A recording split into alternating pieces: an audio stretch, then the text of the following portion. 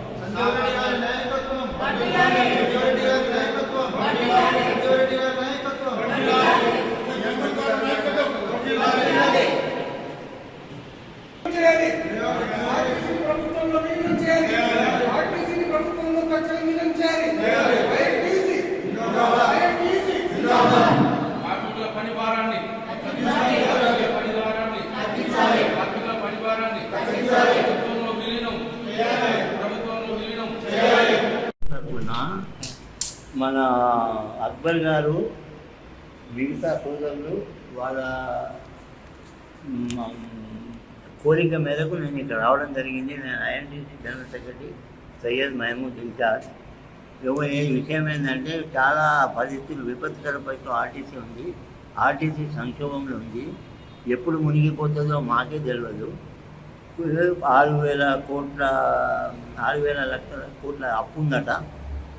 8వ తేదీ జీతం ఇచ్చారు. ఒకరోజే జీతం వచ్చే పరిస్థితి కూడా లేదు.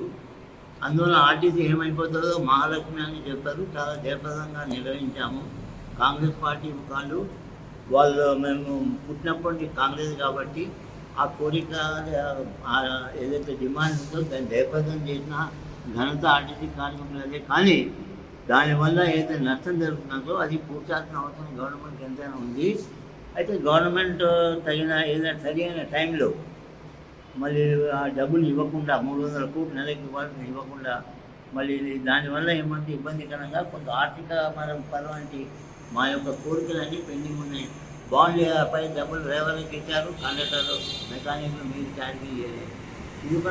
ఈ విధంగా చేస్తే డిస్పారిటీ ఏదైతే ఉందో ఈ అసంతృప్తి ఎక్కడ రాకుంటుందంటే 16-17 గంటలు డ్యూటీలు చేసిన కండక్టర్, డ్రైవర్లు, మెకానిక్ కష్టపడుతుంటే వాళ్ళకి ఇటువంటి ఆర్థికపరమైన కోరికలు కూడా వాళ్ళు కాకపోతే అసంతృప్తి ఉంది. వాళ్ళ కష్టార్జితం వాళ్ళు ఎంతవరకు కష్టపడుతుందో అంతవరకు ఆ జీతం ఇవ్వాలి. వాళ్ళ ఆయా పిల్లలు బాగుపడాలా అంటే హయ్యర్ పెన్షన్ ఒకటి పెట్టారు. ఆ హయ్యర్ పెన్షన్కి ఇంతవరకు చేర్చుకోండి మేనేజ్మెంట్. గవర్నమెంట్లో విలీనం అన్నారు. ఏ విలీనం ఓన్లీ గవర్నర్ గారు ఆమోదం పెట్టి గెజెట్ ఇచ్చి పోవడమేనా? ఆ గెజెట్ చూసి సంతృప్తి పడాలా, లేకపోతే దాన్ని అమలు పరచాలా లేదా?